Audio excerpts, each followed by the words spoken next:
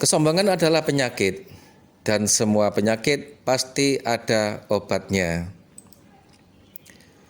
Berikut cara mengobati takabur. Di antaranya adalah bersyukur pada para perantara. Ingatlah bahwa para perantara yang membuat kita kaya, mereka adalah yang berjasa. Nabi bersabda, hal tunsaruna wa turzakuna illa bidu'afaikum. Bukankah kalian ditolong dan mendapatkan rezeki justru oleh orang-orang du'afa yang menjadi pekerja kalian, sehingga kalian menjadi kaya raya, menjadi konglomerat. Justru kalianlah yang membutuhkan orang-orang melarat tersebut.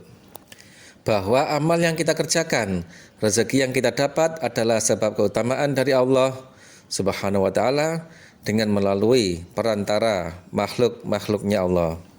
Yang kedua, ingat, yang paling besar pahalanya adalah orang-orang penyabar. Innama yuwaffas sabiruna ajrahum bighairi hisab. Sesungguhnya orang-orang yang sabar ditetapi pahala mereka dengan tanpa penghitungan. Sedang kesabaran tersendiri dikategorikan 3 macam, yaitu bersabar menjauhi dosa dan tidak membiasakannya, bersabar dalam rutinitas ketaatan hingga terlaksananya secara rutin, bersabar terhadap musibah, tidak mengeluh kepada Tuhannya. Yang ketiga, setiap makhluk hidup pasti mengalami fitnah. Buat apa ujub? Ahasiban nasu an yutraku an yaqulu amanna wa hum la yuftanun. Apakah manusia merasa bila dibiarkan begitu aja setelah mereka berkata kami beriman, tanpa difitnah, tanpa mendapatkan kesulitan hidup? 4. Lihatlah awal terbentuknya manusia, diawali dari mani, lalu akhir dirinya adalah bangkai busuk.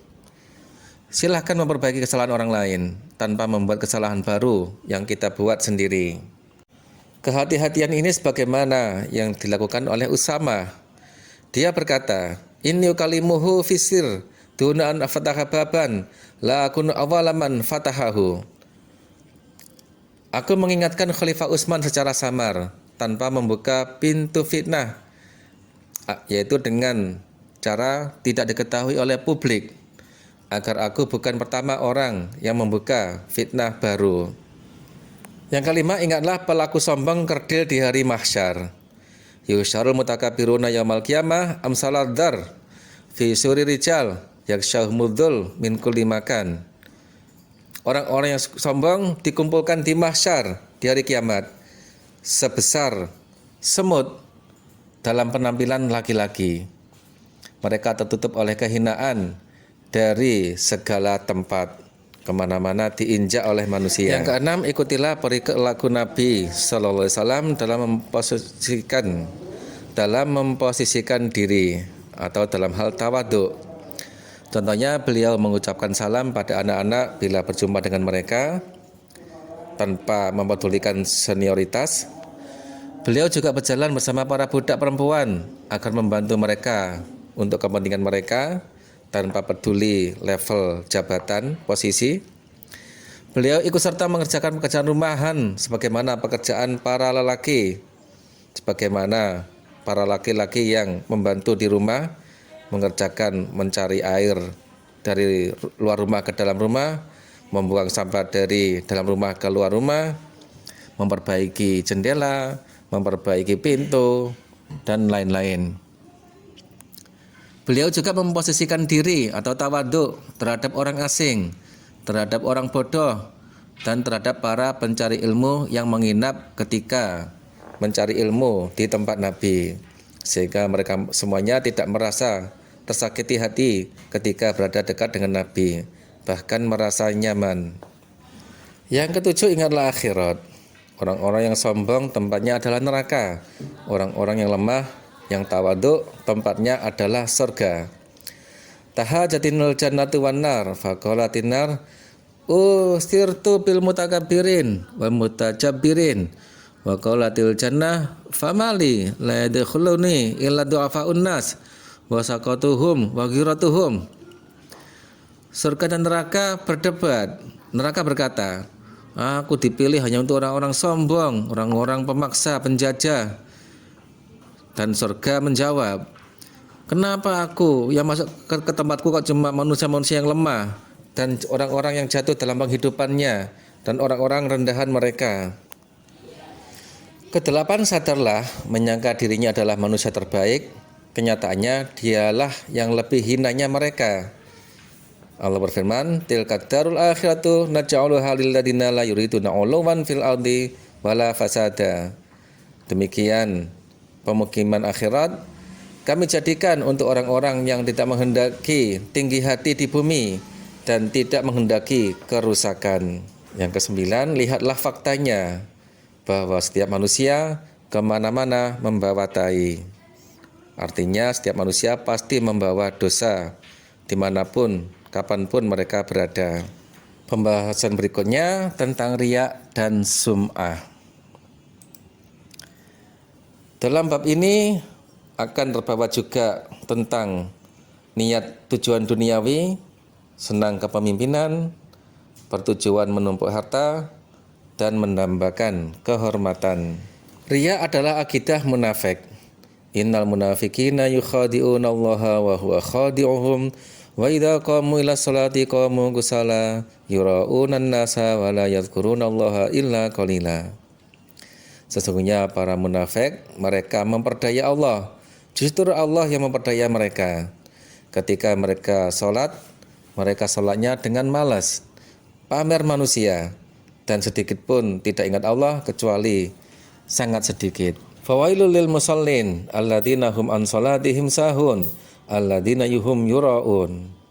Maka neraka wel bagi orang-orang yang sholat yang mereka sama lalai terhadap sholatnya, yang apabila sholat mereka bertujuan pamer.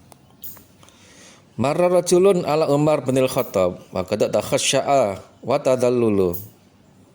Faqala alasta musliman?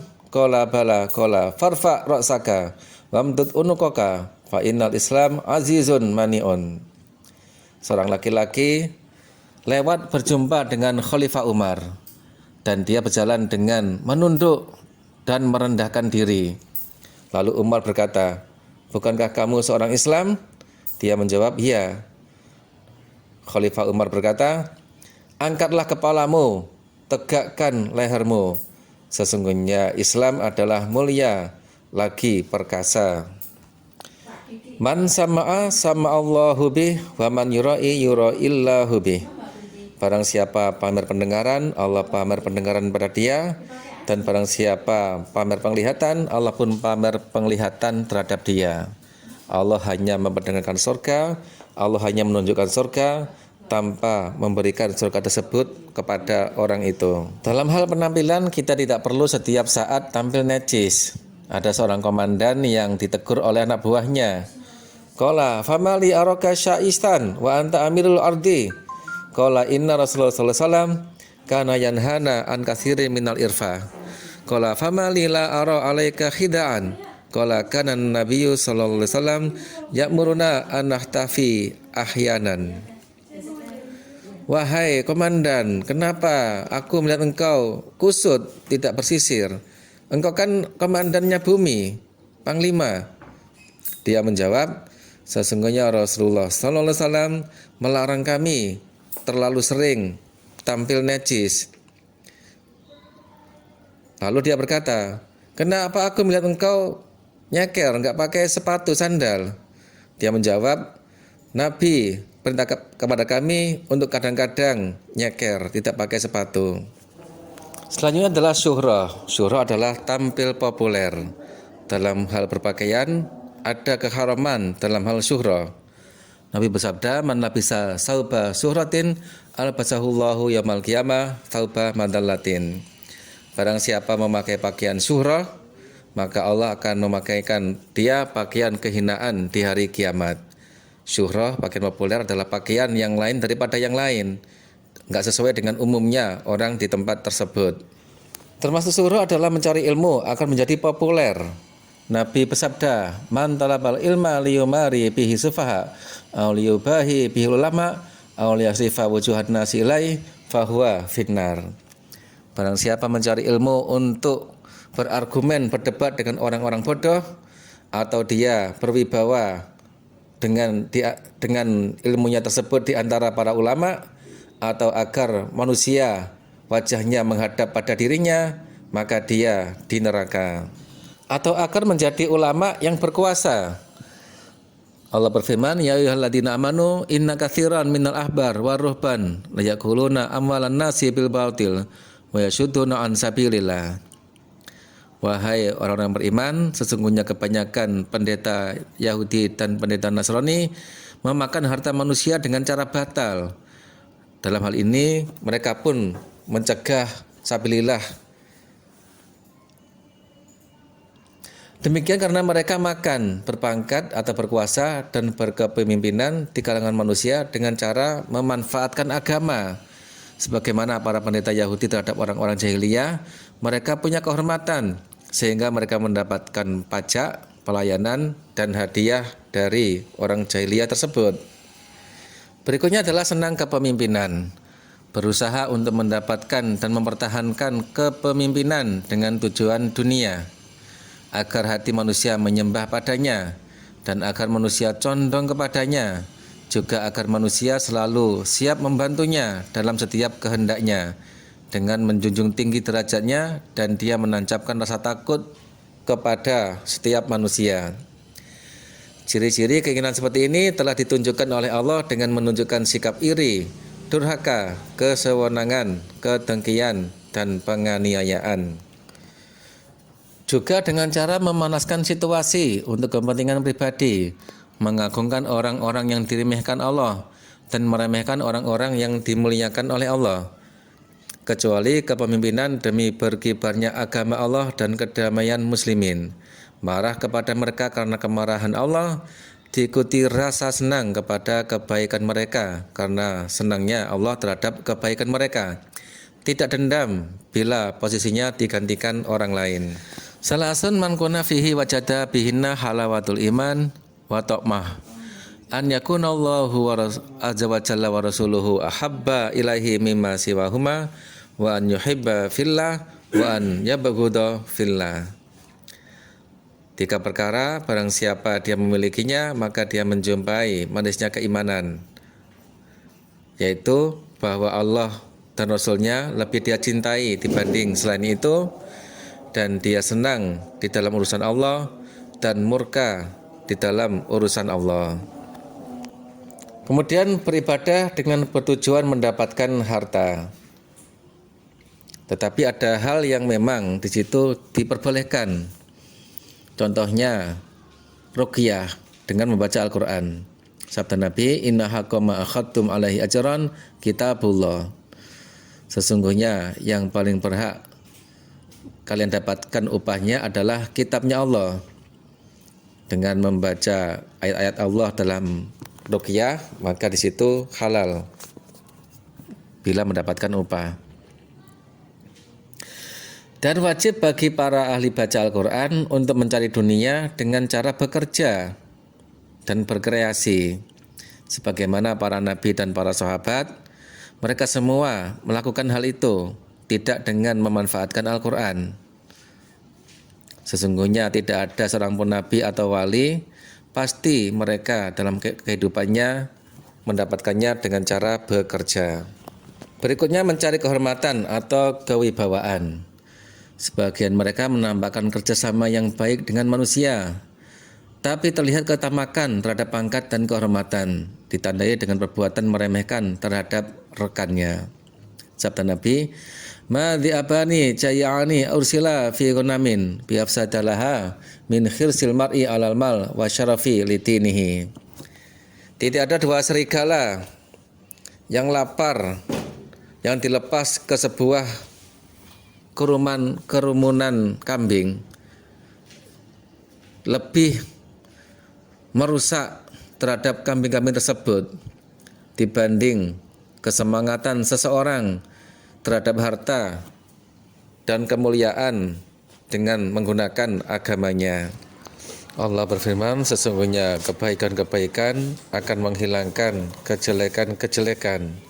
Perbuatan-perbuatan baik akan menghilangkan dosa-dosa. Nah, ini adalah untuk dosa-dosa yang kelas menengah ke bawah. Jadi sholat 5 waktu itu bisa menghapus dosa-dosa di antaranya dan lain-lain. Sedang untuk dosa-dosa besar, penyelesaiannya hanya dengan cara bertaubat.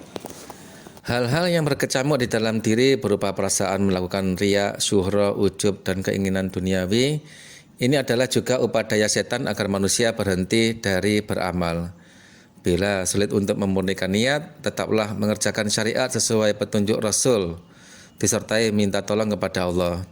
Begitu pula bila meninggalkan amal berdasarkan syariat, akan menghasilkan niat yang sehat, yaitu niat yang murni. Meninggalkan amal soleh karena takut riya, takut syuhrah, takut ujub, dan perasaan menginginkan dunia, justru membuat setan beruntung. Mereka juga berupaya membuat manusia meninggalkan amal soleh. Mereka sangat diuntungkan oleh pemikiran tersebut. Jadi tetap kita beramal dan tetap kita membersihkan niat kita. Dan sifat setan diterangkan dalam Al-Quran, wa yasuddakum an dzikrillahi wa anis shalah. Dan setan mencegah kalian dari ingat pada Allah dan mencegah kalian dari sholat. Jadi tetap tertibkan, rutinkan ingat Allah dan tetap rutinkan sholat 5 waktunya. Demikian presentasi dari kami. Semoga yang telah disampaikan dapat bermanfaat dan memberikan wawasan baru. Terima kasih atas perhatian dan waktu yang telah diberikan. Jika ada pertanyaan atau diskusi lebih lanjut, kami dengan senang hati akan menjawab sesuai kemampuan kami. Assalamualaikum, sampai jumpa lagi.